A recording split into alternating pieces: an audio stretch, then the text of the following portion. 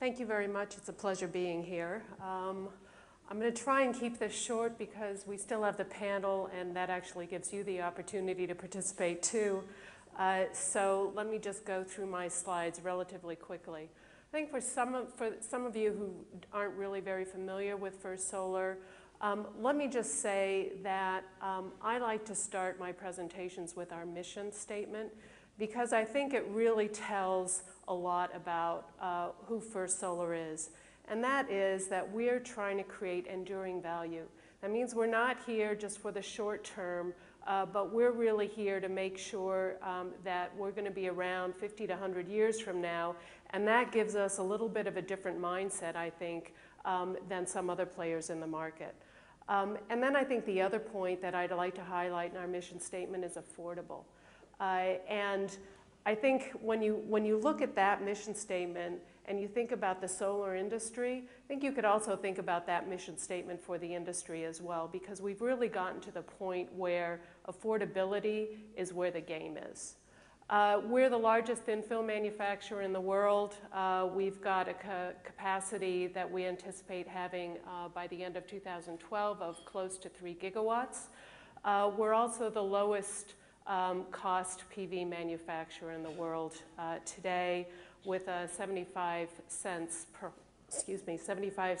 watt on the manufacturing side and 99 cents per watt on the balance of system side. We are not just a manufacturer, but we're also a developer and an EPC company, mostly in the United States in terms of the development in EPC, but we're growing that business globally as well. We also feel very importantly from the sustainability perspective that it's important to focus on things like carbon footprint and what happens to the module's afterlife.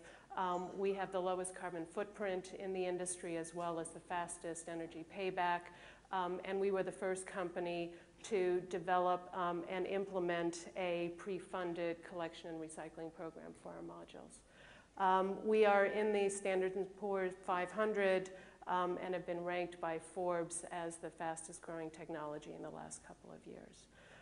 In terms of what we've produced totally, over 4 gigawatts installed.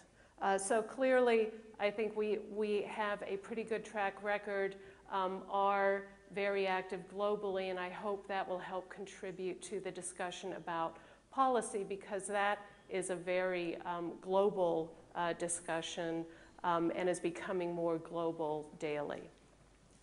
I will go very quickly over these slides because we've already had some of the numbers previously, but what this slide shows us is there's an immense amount of potential for PV in the world. When you look at the small contribution that PV makes with respect to the total energy produced in the world.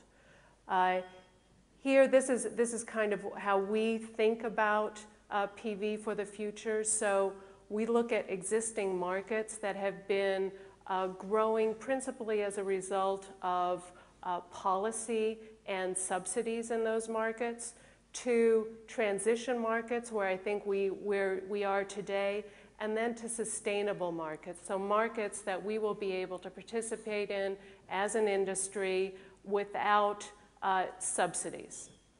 That doesn't mean without policy support, because I think most industries in the world receive policy support of some kind or another, but without significant subsidies.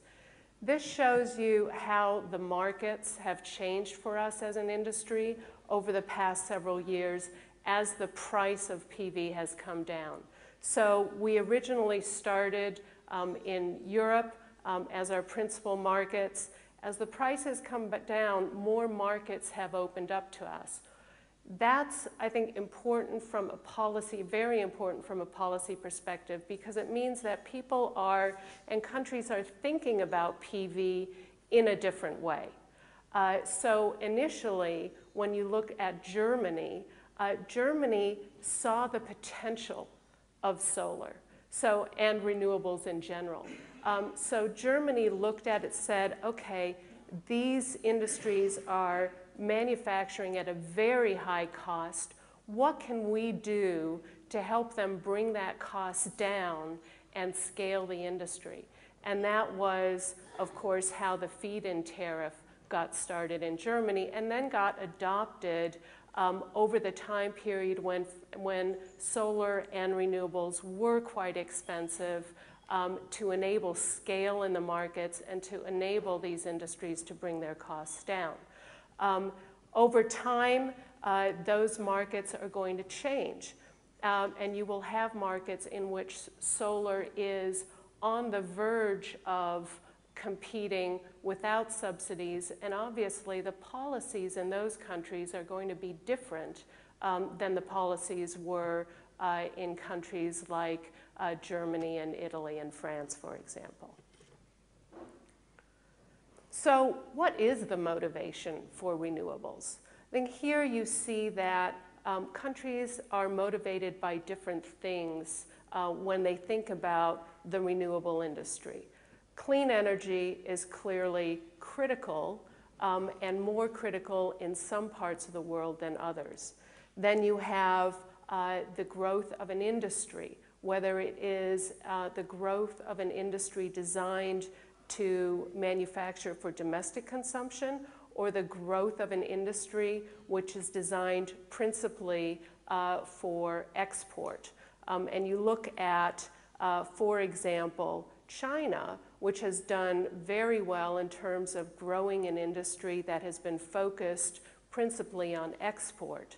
I think Germany also saw the potential for solar globally and said, yeah, you know, we want to do this for environmental reasons, but we also want to do this because we think the solar industry has a lot of potential for the future, and we can create an export-oriented industry for Germany. Some countries like India are very focused on the job creation, but they're really looking more at how do we supply India with a domestic manufacturing base rather than supplying India with a lot of imports from other parts of the world. So I would say jobs and economic advantage is something that all countries are thinking about, but they're thinking about it in slightly different ways. Energy security is also something that most countries think about when they think about renewables.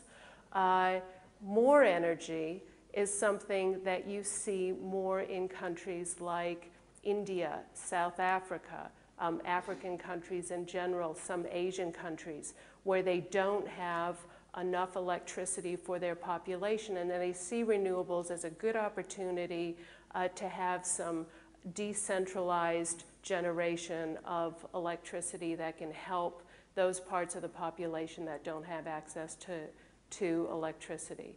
And long-term affordable energy, that's really for those countries with a vision where they say, look, you know, the traditional sources of electricity, the costs are going up. Solar prices and renewables prices are coming down. And so at some point, if we really want to think about affordability of electricity, then we need to consider solar and how that cost curve is coming down. I think it's also important to think, as we think of competitiveness and solar potential in various parts of the world, that in some countries, in developed countries principally, solar is competing against already existing electricity sources, whereas in some of the developing countries, solar is actually great because it's an addition, a necessary addition to what's already there, not a substitute, and that changes the way people think about it.